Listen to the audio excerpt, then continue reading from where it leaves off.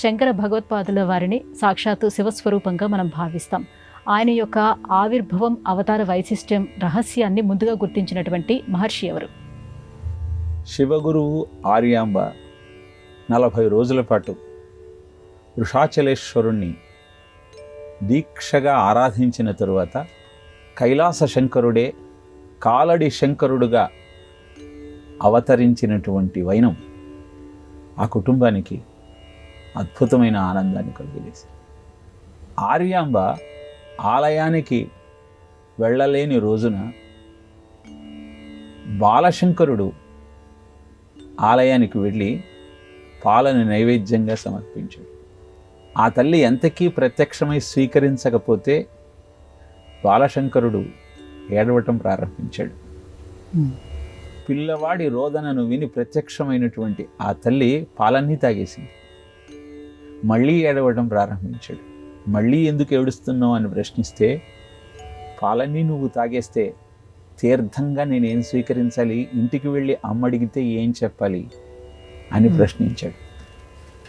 ఆ తల్లి మళ్ళీ కరుణించి పాలను అందించింది. ఈ విషయాన్ని తల్లే నమ్మలేకపోయింది.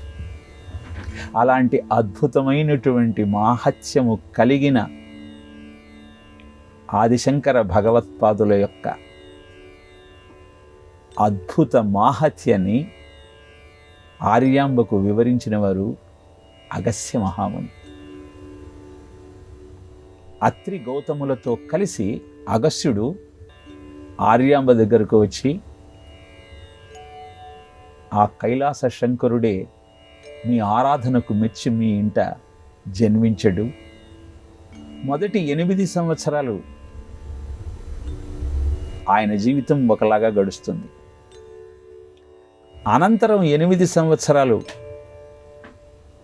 గురు సేవలో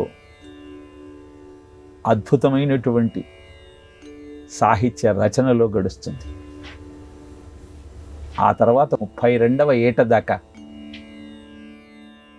ధర్మ ప్రచారంలో, సనాతన ధర్మ పరిరక్షణతో ముందుకు సాగుతుంది. 32వ సంవత్సరం తరువాత మనకు కనపడడు అని చెబుతున్న సమయంలో అత్రి గౌతములు అగస్త్యుణ్ణి వారించారు. ఇలా శంకర భగవత్పాదుల యొక్క జీవిత విశేషమంతా బాల్యంలోనే మొట్టమొదటిసారి అగస్త్యుడు ఆర్యాంబకు వివరించాడు. అందుకే ఆర్యాంబ 8వ సంవత్సరం దాటిన తరువాత పిల్లవాడి జీవన విధానం మారుతుందే ఎలా అని కనిపెట్టుకుని ఉండేది. ఒకరోజు స్నానం చేద్దామని పూర్ణానదిలోకి బాలశంకరుడు ప్రవేశిస్తే ముసలి ఆ బాలశంకరుడి యొక్క పాదాన్ని పట్టుకుంది. కళ్ళ ముందరే విలపిస్తున్న పిల్లవాడిని చూసి ఏం చెయ్యాలో తెలియక అయోమయంలో పడింది ఆర్యాంబ.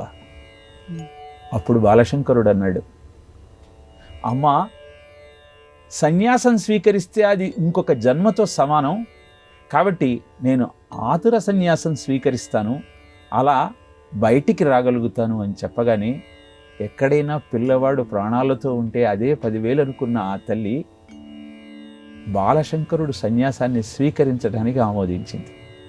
మరుక్షణం మొసలి ఆ బాలశంకరుడి పాదాన్ని వదిలివేసింది.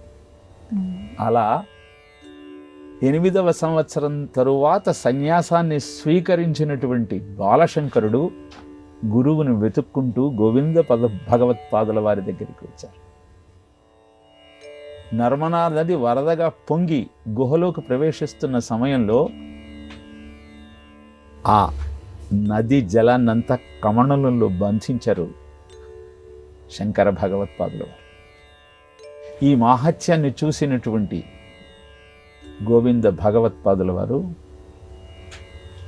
అద్భుతమైనటువంటి సాహిత్యాన్ని ప్రపంచానికి అందించి ఆర్ష ధర్మాన్ని రక్షించే మహానుభావుడే నాకు శిష్యుడిగా వచ్చాడని గుర్తించి